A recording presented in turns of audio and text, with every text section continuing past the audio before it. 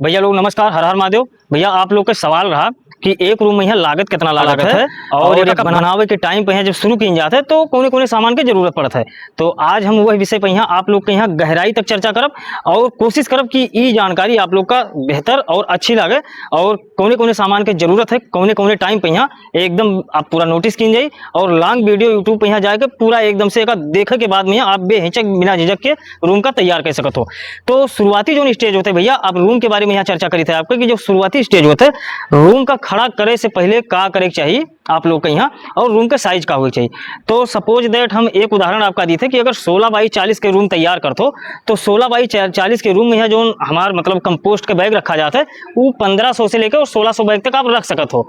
वो भी ठंडी के सीजन में यहाँ नेसेसरी, गर्मी के सीजन में यहाँ अगर आप हो तो गर्मी के सीजन में यहाँ टेम्परेचर का यहाँ देख के तो वो हिसाब से बैग का रखा जी। तो 1400 बैग 1450 बैग परफेक्ट है। तो यह तरीका से आपके कैपेसिटी जो रूम का रहा वह कैपेसिटी के मुताबिक कितना बैग रख जाइए ये कंप्लीट होगा। अब ये ध्यान दिया कि जब रूम बनावत हो आप तो सबसे पहले नीचे ढलाई कंप्लीट करब जरूरी है।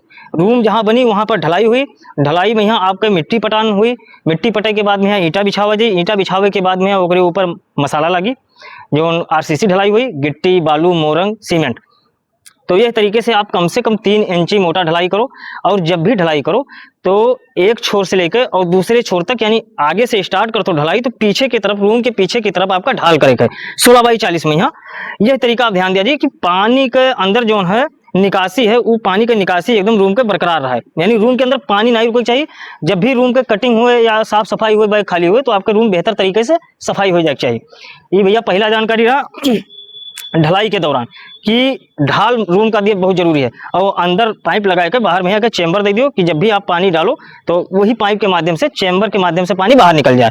दूसरे स्टेप पर क्या करे कि आपके यहाँ 16 बाई 40 में यहाँ आपका स्ट्रक्चर तैयार करे लोहा के। तो जो लोहा के साइज रही वो कम से कम आप 1.5 इंची मोटा एंगल लगाओ, वही से आप रैक बनावे कोशिश करो। और सपोर्ट में यहाँ दोनों साइड में जो सपोर्ट होते हैं लंबाई होते रूम के वही हिसाब से जब सपोर्ट दिया जाता है लोग तो वहाँ पर 1 इंची का भी लोहा लगा सकते हो।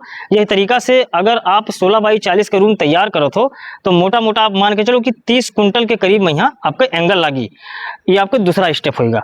अभी जो दोनों स्टेप है ये दोनों स्टेप शुरुआती स्टेप है, शुरुआती ये सुझाव है कि रूम जब बनाओ तो यह तरीका से ये दो प्रोसेस के यहाँ क्रॉस करो।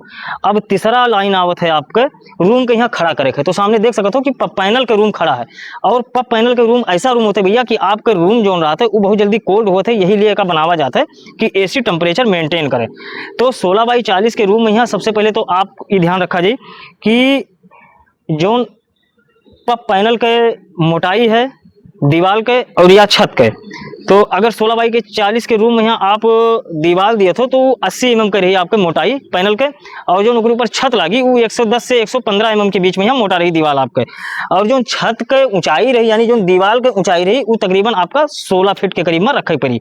और जो अंदर रैक के ऊंचाई रही जो लोहा के रैक बनाई वो 14 फीट के करीब में यहाँ वो ऊंचाई रही। और मोटा मोटा मान के चलो आपकी रैक के जो लेयरिंग रही पार्टीशन रही वो कम से कम 7 यानी 3 रैक ऊपर और 4 रैक नीचे, यह तरीका से तब आपके 1400 बैग बढ़िया से सजा के लाइन टू लाइन रख पाइबो। भैया ध्यान दीजिए कि जब आप रैक के पार्टीशन करबो तो जो बीच में यहाँ रैक के गैप रही लगभग वो 2 फीट के गैप रही, यानी 1 फीट के करीब में तो आपके बैग कवर के लिए थे और 1 फीट ओकरे ऊपर जगह चाहिए कि अगर आदमी झुक कर मशरूम काटत है तो दिक्कत ना हो, ऊपर रैक में यहाँ सर ना लड़े और नीचे बैग ना लड़े। तो इस तरीके से बीच में जो स्पेस है रैक के बीच में यहाँ तो 2 फीट आप मान के चला जी। यह तरीका से आप लोग ध्यान दिया जी रैक बनावे के टाइम पे यहाँ। और रूम के अंदर जो